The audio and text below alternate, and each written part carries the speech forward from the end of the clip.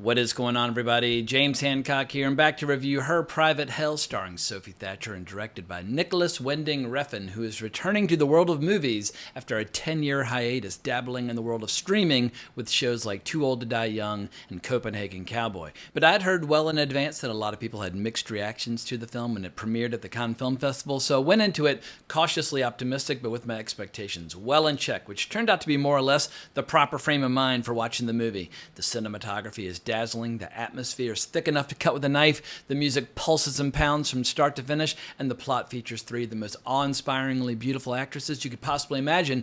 However, the movie is also narratively incoherent, self-consciously arty, frequently pretentious, and huge shocker for anybody familiar with Nicolas Refn's recent movies. Her Private Hell takes itself way too goddamn seriously. But was it worth seeing? Hell yeah, it was. I didn't move a muscle throughout its 110-minute running time, in spite of the fact that there was a person audibly snoring behind me throughout the majority of the movie. And that's totally fine and forgivable because the movie is often quite boring in spite of the eye candy on the screen. The plot, such as it is, sounds straightforward enough, but here's what they had to say over at IMDb. A hypnotic, unhinged thriller with an original story promising plenty of glamour, sex, and violence. And none of that is inaccurate. However, whoever wrote that clearly was working from a position of complete and total ignorance of the story itself. But allow me to amplify their synopsis. Her Private Hell takes place in an otherworldly environment of neon lights and perpetual mist and fog, where every character is either a beautiful actress working on some strange science fiction film, or a character straight out of an East Asian murder mystery with tons of blood-curdling violence. Occasionally, the two stories intersect and rub up against one another due to sharing a common villain, the Leatherman, but never in any meaningful way. Basically, what we have is a movie that is visually and aesthetically quite stimulating, but it's never emotionally compelling. Whether these characters are having their rib cages torn open or they're making out with their stepmother, it's totally irrelevant. None of it really matters because we always feel the same no matter what we're watching. It's all stylish and it's all beautiful, but it's always kind of vapid and superficial. And let me be the first to admit that I could watch the three leading ladies from this film be cruel and vicious to each other basically on a loop indefinitely, but ultimately the movie is a hollow and empty experience, and every once in a while kind of laughably stupid because once again, Refn just takes his tone and his atmosphere and his story way too goddamn seriously. But in spite of my many reservations about the movie, I should add that in an era of bland cinematography and gray filters and non-existent lighting that is used to disguise crummy special effects, it is a genuine relief to have Nicolas Refn back in the world of movies, where he belongs, where he tries to make every frame of film as beautiful as humanly possible, with a cast of characters where they all look like supermodels, where the only thing more pronounced than their cheekbones is their healthy appetite for kinky sex and weird violence. But I should go ahead and give a shout out to the actors in this movie. We have Sophie Thatcher, who I first saw in Maxine, but I thought she was incredible in Heretic. She was really good in Companion, but she was outstanding in this movie. You can tell in the absence of like a concrete story, she's allowed to kind of follow all of her wildest impulses as an actress, which takes her into very strange and dark and forbidding territory. This is gonna be hell.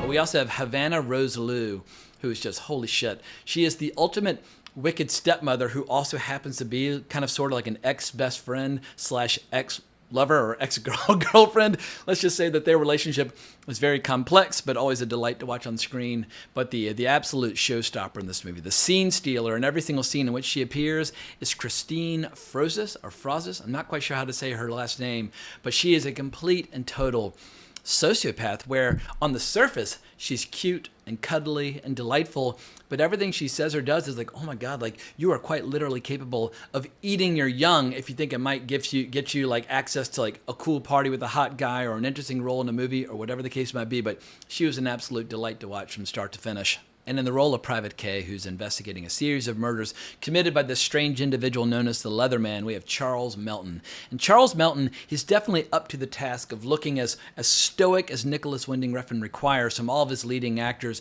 whether it's Ryan Gosling in a movie like Drive, or Miles Teller in a show like Too Old to Die Young. But basically Charles Melton, he's got the strong cheekbones, he's got the perfectly chiseled physique, he's very strong, he's very stoic, he's very tall, but ultimately he has about as much personality as your average piece of cardboard. And as far as I'm concerned, his whole subplot or his side plot could have been completely dropped from the movie without negatively impacting it in any way, shape, or form. the movie would be missing some of the ultra hardcore violence as a result. But you could just as easily have the female characters indulging in that, because for anybody who has seen Neon Demon, where some of the supermodels in that story quite literally eat the younger, hotter competition, obviously Nicolas Winding Refn does not shy away from violence being committed by his female characters. But getting back to Her Private Hell, as an exercise in pure style, I had absolutely no problems with the movie whatsoever. But when it comes to the story, I don't mind a narratively complex story or a narratively ambiguous story that's hard to understand. But in the case of Nicolas Winding Refn, this is just a theory that I have, this is what I suspect. But I always suspect that Nicolas Winding Refn is willfully and deliberately refusing to make any commercial concessions of any kind, almost as if he's embarrassed to tell a story that might be accessible or entertaining or a hit. Because with Drive, he basically had a movie that had all the art house credibility you could ever ask for, but was also accessible to mainstream audiences. And that was the closest he ever came to basically having like a little mini blockbuster in his hands. And I remember everybody was talking about it at the time, and everybody was listening to the soundtrack. The girl that I was dating at the time, we used to make out and listen to the soundtrack. Drive fucking ruled. But ever since then, every show or movie he makes, you almost get the sense that he's trying to like sabotage the movie and like trying to alienate the audience, while at the same time loudly proclaiming that his movies are masterpieces. And I feel like it's never a filmmaker's job to declare their own movie to be a masterpiece or not. You make the best movie you can, and then you throw it out there into the world, and then the critics and the audience and the historians and the movie buffs and the cinephiles and et cetera and so forth, over time, they will determine whether or not the movie's a masterpiece. And not everybody has to agree, but it's never the filmmaker's job to say, oh, by the way, I made a masterpiece, which is precisely what he did when having his legendary interview with William Friedkin. Jesus. Something I said? So, I'll start. Okay, Billy. You can call me Mr. Friedkin. Okay. Now, much like how when William Friedkin interviewed Fritz Lang way back in the day, it was kind of like a mirror image of that interview, but in this case, it was Nicolas Winding Refn interviewing William Friedkin about his career, more specifically his trials and tribulations making the film Sorcerer, which Refn absolutely related to. But at a certain point, he just decides to interject with his opinion about Only God Forgives. Oh, I'm like you. I have no regrets about Only God Forgives. I think it's a masterpiece, and it is. I just didn't make it very expensive. Is there a doctor in the house? We need to get a medic in here. Is there a doctor around? And after watching that exchange, my already high opinion of both William Friedkin as well as his work went even higher, and my opinion of Nicolas Winding Refn as a person went down. I mean, to be fair, I love his movies. Going back to like his Pusher trilogy in the early 2000s, I first discovered him through like Valhalla Rising and Bronson, but when Drive came along, I was primed and ready. But I feel like everything leading up to Drive was really cool and really intense. I've never seen Fear X, which I've been kind of saving for a rainy day, but I hear that's one of his best movies. But I feel like ever since he met with some success on Drive, he's been trying to push the audience away, but doing so in an inauthentic way, so that if and when audiences reject whatever show or movie that he's unleashed upon the world, he can say, well, the audience just isn't sophisticated enough to understand what I'm doing.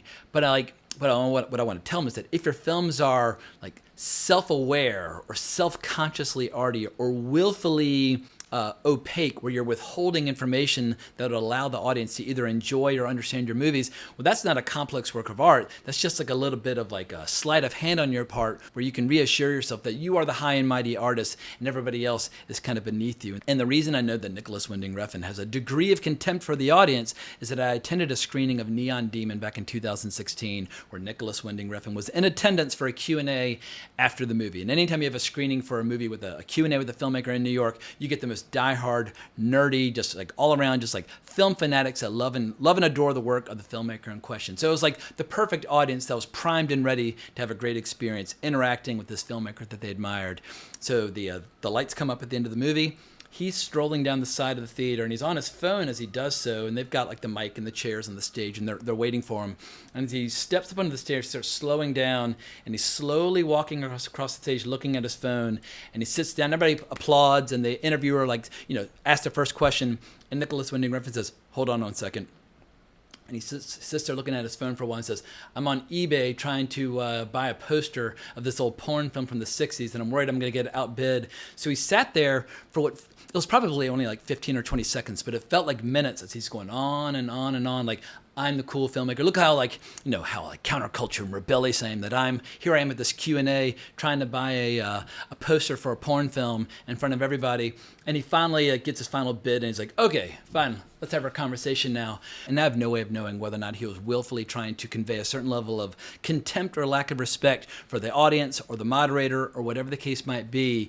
But that's the way that it came across. And maybe I'm overly sensitive, or maybe I just place a special emphasis on politeness. But I feel like if you're a filmmaker who's not necessarily Steven Spielberg or Christopher Nolan or some big shot where you've got a room full of rabid fans that are there to support your work and that are excited to see you, at a minimum, you can come out smiling and say, thank you for being here. Hope you enjoyed the movie. Now let's get into the Q&A. But it's like, no, we're on my time. I've got to buy this poster. And oh, by the way, you can ask me a few questions now, but if you say something stupid, I'm probably gonna, just mock you, blah, blah, blah.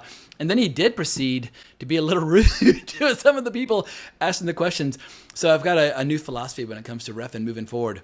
I'm not going to attend any screenings where he's in attendance. And I'm not going to watch any more interviews where he's part of the equation, because I just find him to be annoying. I'm not going to say I dislike him as a person. I don't know him as a person.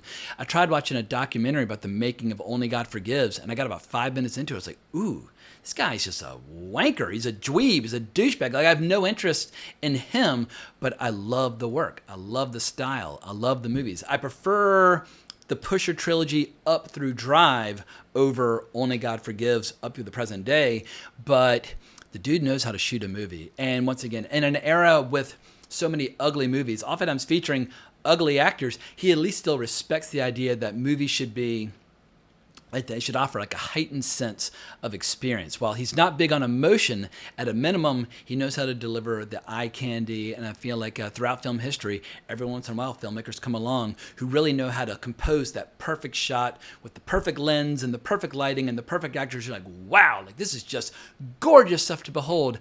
I just wish he placed more emphasis on the story, or more emphasis on trying to create an emotionally engaging experience where people would be excited to watch it multiple times and kind of do cartwheels out of the theater and tell all their friends and family members that they should definitely check it out.